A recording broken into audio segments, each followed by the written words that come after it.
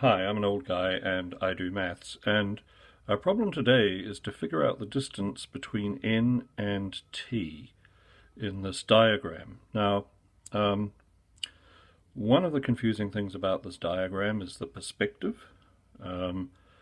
What we actually have is a completely flat plane, which if we were to look down on it, would look somewhat different to what we see here.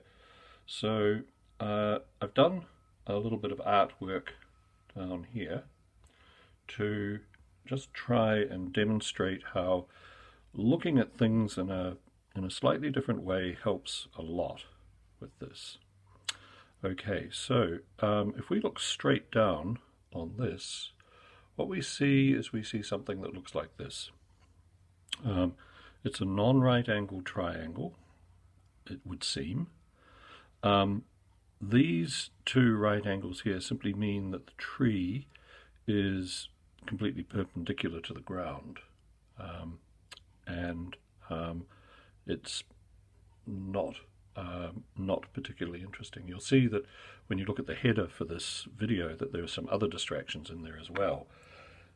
It's not relevant, the height of this, nor that it is perpendicular to the ground.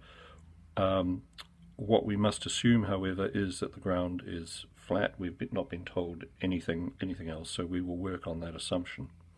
Now, the other thing that you'll notice that I've done is that I've changed the lettering of this so that I can fit it to the formula that I need to work with.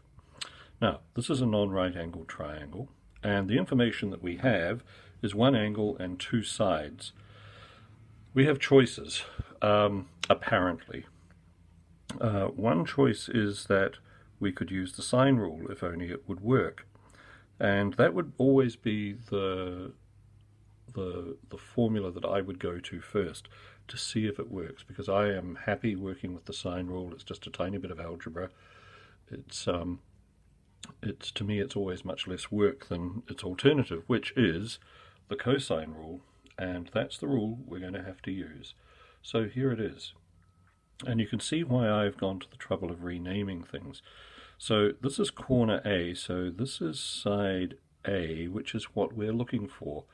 Corner B, so this is B, and C, this is C. So the formula is a squared equals b squared plus c squared minus 2bc times the cosine of A. We have everything we need. We have B and C, and we have the cosine of A if we just look for it. Okay, so straight to work. We'll fill in the numbers, which I've done, because we're just working with a formula. Formulas are sort of press and play things. You just fill in the numbers and do what they say. The really tough work is getting to this point and figuring out what it is you're going to use to solve this. Once you've got that done, this stuff is just work with a calculator. So a squared equals the square of b, which is 169, plus the square of c, which is 100, minus 2 times 13 times 10, which is 260, times the cosine of A.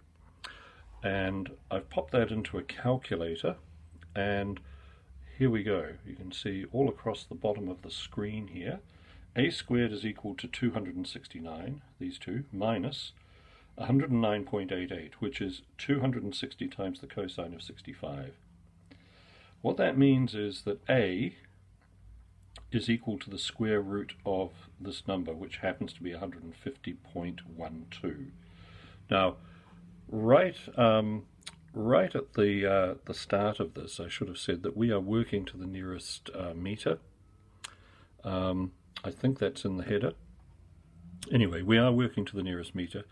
So we find that the square root of 150.12 is 12.25. So our answer is 12. To the nearest meter, this measurement here is 12 meters. So I hope that was useful. You don't often see these questions. You don't often see them put this way either.